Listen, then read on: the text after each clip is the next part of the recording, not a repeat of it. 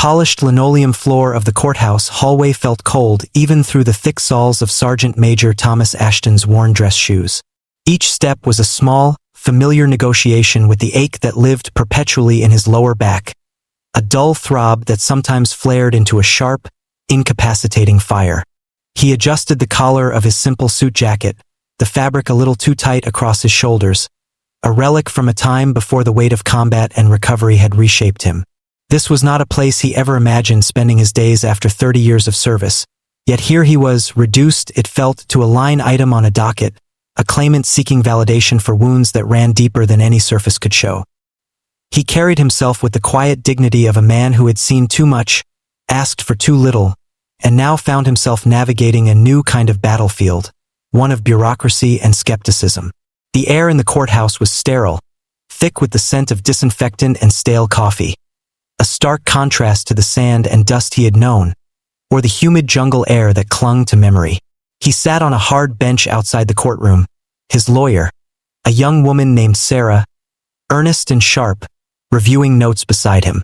She spoke in hushed tones, but the anxiety was palpable in the slight tremble of her hands on the paper. "Remember, Sergeant Major," she said, her voice low. "We've prepared for their questions. We have the medical reports, the psychological evaluations. We just need to present the facts, calmly and clearly." He nodded, his gaze fixed on a scuff mark on the floor. Facts felt insufficient sometimes, flimsy things against the inertia of disbelief. His facts were etched into his bones, scarred onto his mind, invisible to casual observers, yet undeniably present to him every waking moment. The back pain was a constant companion, a physical tether to a moment of searing impact he tried hard not to revisit. The post-traumatic stress disorder, or PTSD, was a different kind of burden, a phantom limb of fear and hypervigilance that could seize him without warning, turning the mundane into the menacing. Sleep offered little respite, often fractured by nightmares that replayed scenes he desperately wanted to forget. Sarah's voice pulled him back. "Are you ready?" He took a slow, steadying breath. Ready was a relative term. He was as ready as he could ever be to lay bare his brokenness in a place that felt inherently transactional. He stood slowly, the movement a deliberate act to minimize the jolt to his spine. He offered Sarah a small, tired smile. "As ready as I'll ever be, counsel."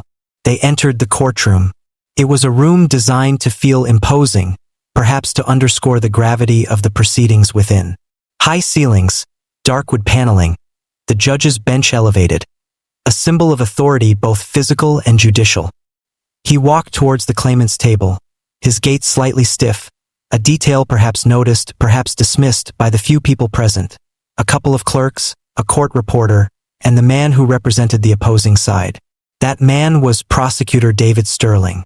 Sterling was immaculate in his suit, his posture perfect, his expression one of polite, detached professionalism. He embodied the system, the careful gatekeepers of resources. Sergeant Major Ashton felt Sterling's gaze on him, assessing, perhaps cataloging the physical signs of his claim. Sterling offered a brief, almost imperceptible nod, a perfunctory gesture that felt less like respect and more like acknowledgement of an obstacle he intended to navigate efficiently. And then there was the judge, Judge Robert Thompson. His reputation preceded him. He was known for his sharp intellect, his no-nonsense approach, and, some whispered, a certain impatience for cases he perceived as less than straightforward or potentially exaggerated.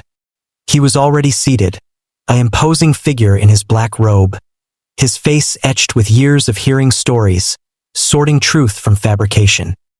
His eyes, framed by spectacles perched low on his nose, swept over the courtroom, settling for a moment on Sergeant Major Ashton.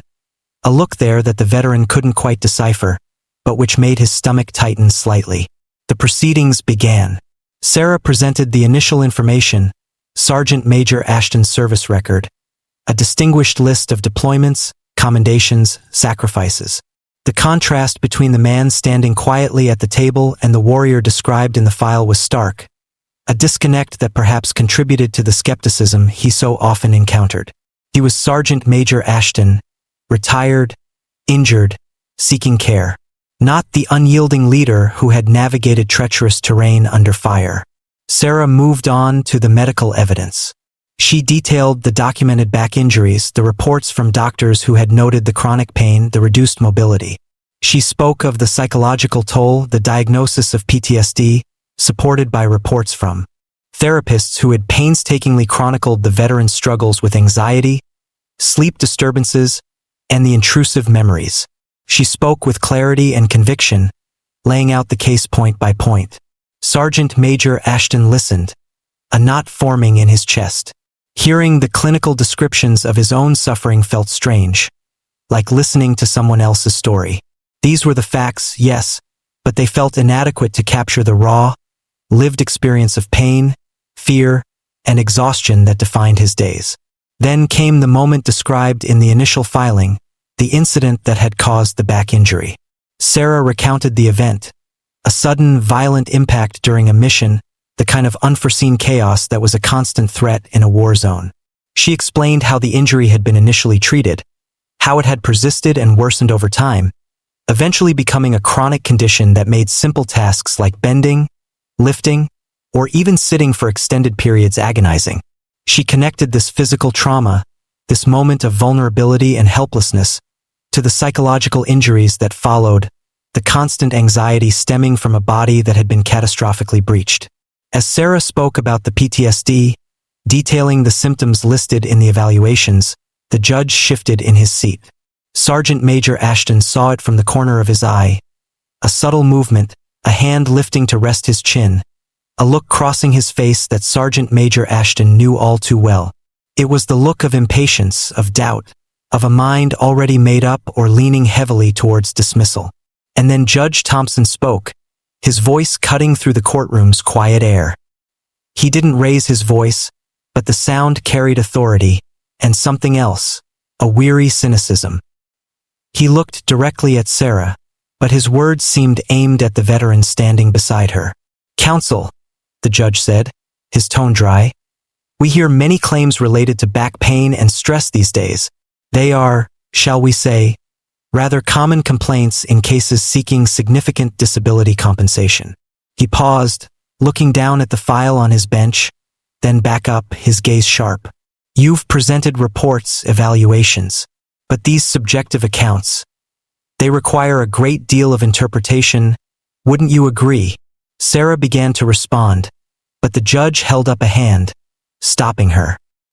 His eyes flicked towards Sergeant Major Ashton, a dismissive glance that seemed to take in his quiet posture, his unassuming appearance, and render a swift judgment. "Sounds like excuses," Judge Thompson muttered, just loud enough for the room to hear. The words landed like a physical blow, sharper and more painful than any ache in Sergeant Major Ashton's back. Excuses. For 30 years of service. For wounds both visible and invisible. For a daily struggle he wouldn't wish on his worst enemy. His jaw tightened. He felt a familiar surge of heat, quickly suppressed. Years of discipline, of compartmentalization, of maintaining composure under extreme duress, kept him standing still, his expression betraying none of the turmoil churning inside.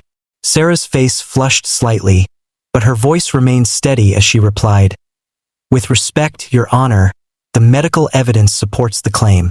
We have extensive documentation." "Documentation is one thing," the judge said, leaning back slightly in his chair, the movement casual, dismissive. "Undeniable proof is another." His tone, the implication that the veteran's suffering was being exaggerated, fabricated, even hung heavy in the air. Sergeant Major Ashton felt a wave of despair wash over him. How could he prove the nightmares, the constant vigilance, the way his body screamed at him with every movement? How could he make someone feel the jagged edge of pain that ran down his leg? Felt impossible. They saw a quiet man in an ill-fitting suit, not the warrior he had been, not the broken man he had become. But Sarah was not deterred. She squared her shoulders, her earlier anxiety seemingly replaced by a quiet resolve. She met the judge's skeptical gaze directly. "Indeed, Your Honor," she said, her voice gaining strength. "And we have precisely that. Undeniable proof." Prosecutor Sterling stirred at his table, his polite detachment momentarily faltering. He glanced at Sarah, then back at the judge, a flicker of surprise in his eyes. He seemed unsure what was coming. Sarah turned and gestured towards the court clerk. "We would like to present Exhibit C." The clerk, a young woman with a nervous demeanor, retrieved a large, flat envelope from a stack on a nearby table. She carried it carefully towards Sarah, her footsteps echoing slightly in the hushed room. Sergeant Major Ashton watched, his heart beginning to beat a little faster. He knew what Exhibit C was. He had seen it before, a stark, silent testament to the moment his life had irrevocably changed. Sarah took the envelope, her movements precise. She pulled out a large, translucent sheet. It was an X-ray. She walked towards an illuminated viewing panel mounted on the wall beside the witness stand. The judge watched her, his expression still one of skepticism, but a flicker of something else, curiosity perhaps, had entered his eyes. Prosecutor Sterling leaned forward slightly, his professional mask slipping further. Sarah clipped the X-ray onto the panel. The light behind it flared, illuminating the image in stark grayscale. The courtroom stared. The image was grainy, typical of older X-rays, a map of bone and shadow. It showed a section of a human spine, vertebrae stacked one upon another. But clearly visible, undeniable against the bony structure, was a foreign object. Jagged, irregular, distinct from the smooth curves of the spine, it was lodged alarmingly close to the spinal column itself. Piece of metal. Shrapnel. The silence in the courtroom deepened, becoming heavy, absolute. Every eye was fixed on the illuminated panel, on the stark, visual proof of an injury that was anything but subjective. The complaints about pain, about limited movement, about a body that felt fundamentally broken, they suddenly had a concrete, terrifying explanation. Sergeant Major Ashton stood quietly, watching the reactions unfold. He saw the collective intake of breath from the few spectators. He saw the court reporter pause, her fingers hovering over the keys. He saw the clerk behind the judge swallow hard. Prosecutor Sterling, who moments before had seemed so confidently detached, cleared his throat. The sound was loud in the silence, a nervous, involuntary reaction. He leaned back slowly in his chair, his gaze darting from the X-ray to Sergeant Major Ashton, a new expression replacing the professional polite facade, something akin to shock, perhaps even dawning horror. And the judge. Judge Thompson's initial look of skepticism had vanished the moment the X-ray lit up.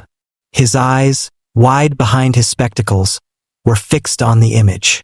The casual lean back had been replaced by a sudden, rigid posture. His face, usually impassive, registered a clear progression of reactions.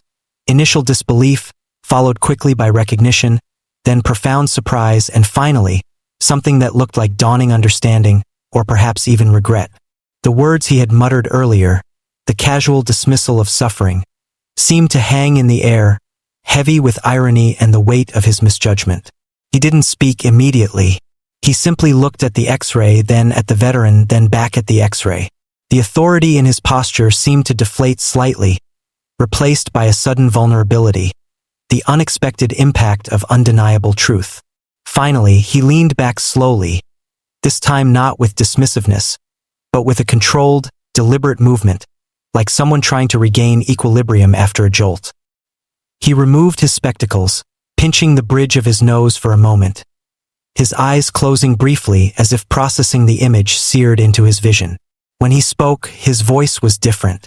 The dry cynicism was gone, replaced by a low, almost subdued tone. He didn't look at Sarah or the prosecutor. His gaze was fixed somewhere just above the viewing panel, perhaps contemplating the implications of the jagged metal shard.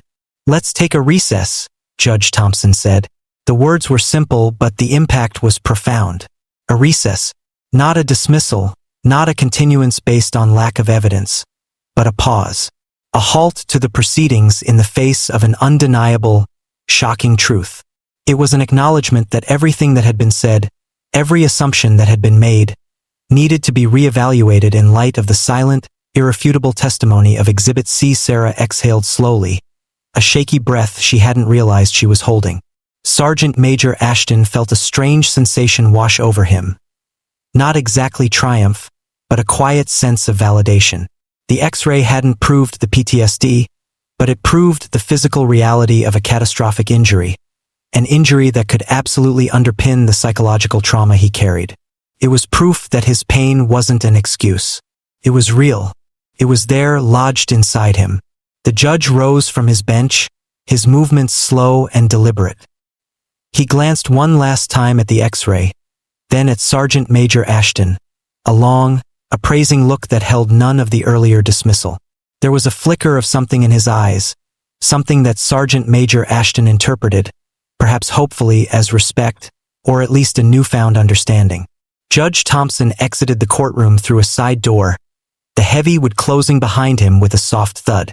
The formal tension of the proceedings broke instantly, replaced by a low murmur of conversation. The courtroom came alive with hushed whispers, glances darting towards the illuminated X-ray still hanging on the wall, then towards Sergeant Major Ashton. Prosecutor Sterling stood slowly, his gaze still fixed on the X-ray. He looked shaken, his earlier confidence completely gone. He glanced at Sarah, then at Sergeant Major Ashton, a different kind of nod this time, one that seemed to convey acknowledgement of the gravity of the situation, perhaps even a silent apology for his initial stance. He didn't approach them, simply gathered his papers with movements that were less sharp, more hesitant than before. Sarah turned to Sergeant Major Ashton, a look of relief and exhaustion on her face. "Sergeant Major," she whispered. "They saw it. They finally saw it." He nodded, unable to find his voice for a moment. The adrenaline of the confrontation was beginning to recede, leaving behind a familiar fatigue. He looked at the X-ray again. It was just a picture, grayscale on a lighted panel, but it had done what his words, his records, his quiet suffering could not. It had cut through the skepticism, the bureaucracy, the preconceived notions, and revealed the stark reality of his injury. During the recess, the atmosphere in the courthouse shifted palpably. The veteran, who had walked in feeling invisible, a burden, now felt eyes on him wherever he went. The court clerks offered small, sympathetic smiles. Lawyers who had paid him no mind before now gave him curious, respectful glances. News travels fast in such places, carried on the currents of whispers and sideways looks.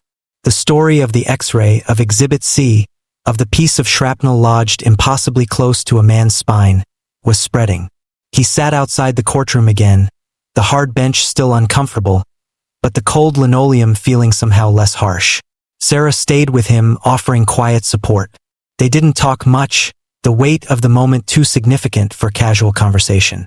Sergeant Major Ashton closed his eyes for a moment, letting the silence wrap around him. For so long, he had felt like his injuries were questioned, minimized, viewed through a lens of suspicion. The physical pain was dismissed as common back trouble, the psychological scars attributed to vague stress or weakness. But the X-ray was objective truth. You couldn't argue with a piece of metal inside a body. When the court reconvened, the difference was striking. Judge Thompson was back on the bench, his demeanor now sober, focused. He didn't mention the X-ray directly, but his questions, when he asked them, were different. They were respectful, probing not for inconsistencies, but for understanding. Prosecutor Sterling's cross-examination was subdued, tentative. The fight had gone out of the opposition, replaced by a cautious, almost deferential tone. They had seen the undeniable, and it had changed everything. The remainder of the hearing was not a battle, but a presentation of facts received with a newfound seriousness. The medical reports were no longer just paper. They were documentation supporting a reality that had been graphically illustrated. The psychological evaluations were no longer just subjective accounts. They were assessments of the mind of a man carrying physical proof of extreme trauma. The shift was not just in the courtroom, but in the air around the veteran himself. As he left the courthouse that day, walking slowly but with a little more weight in his step, he felt something profound had changed. People looked at him differently, not with pity, not with suspicion, but with a recognition of the quiet strength it must take to carry such a burden, to live with a constant, physical reminder of sacrifice. The case eventually resolved favorably, as it was inevitable it would, with the undeniable evidence of Exhibit C. The specifics of the settlement, the details of the care he would now receive were important, providing a much-needed measure of security and access to treatment. But the most significant outcome for Sergeant Major Ashton wasn't the financial or medical support. It was the shift in perception. It was the moment the skepticism broke, and the truth was seen. His journey had been one of quiet suffering, of bearing invisible weights, and facing visible doubt. But in a single, stark image, the veil of assumption had been lifted.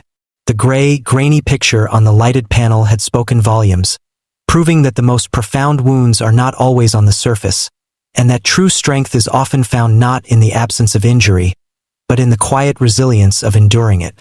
What happened next, in the days and weeks and years that followed, was a slow process of healing, both physical and emotional, made possible by the support he finally received. But just as crucially, the encounter in that courtroom, the moment of undeniable revelation, had a lasting impact on how he was perceived.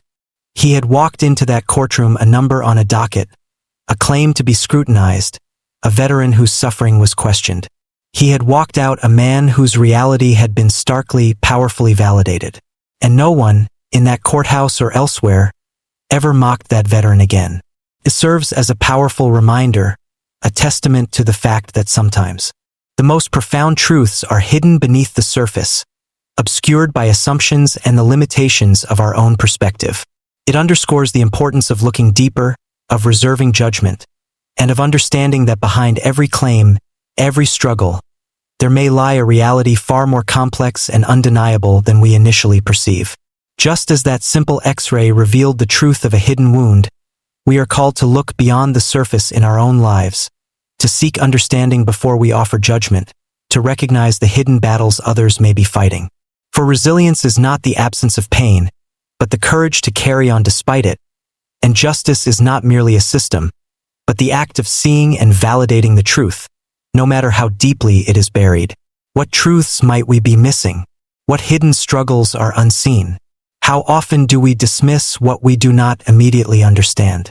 Perhaps, like that judge, we need our own version of Exhibit C, a moment of undeniable revelation, to see the world, and the people within it with clearer, more empathetic eyes.